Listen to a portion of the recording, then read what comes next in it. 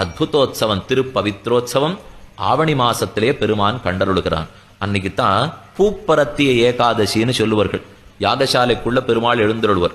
இன்னைக்கு நாம மேலப்படியில இறங்கின உடனே வலப்பக்கம் திரும்புகிறார், நேர கண்ணாடியை நோக்கி நடக்கிறார். அந்த கண்ணாடிக்கு பக்கத்தில் இருக்கிற இடம் யாகசாலை. அங்க எழுந்தருளி பெருமானுக்கு திருமஞ்சனமும் சேர்த்து கண்டருளுகிறார்.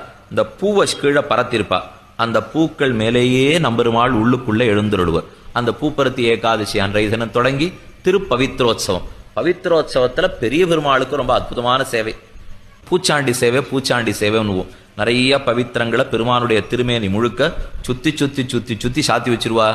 பார்த்தா ஏதோ இது என்ன மகாபூதமோ 10வது கிரகம் வந்துடுத்தோன்னு பயமா இருக்கும். இது மிக்க பெருந்தெய்வம் இளந்தெய்வம் அண்ணுன்னு ஆழ்வார் பாசுரம்.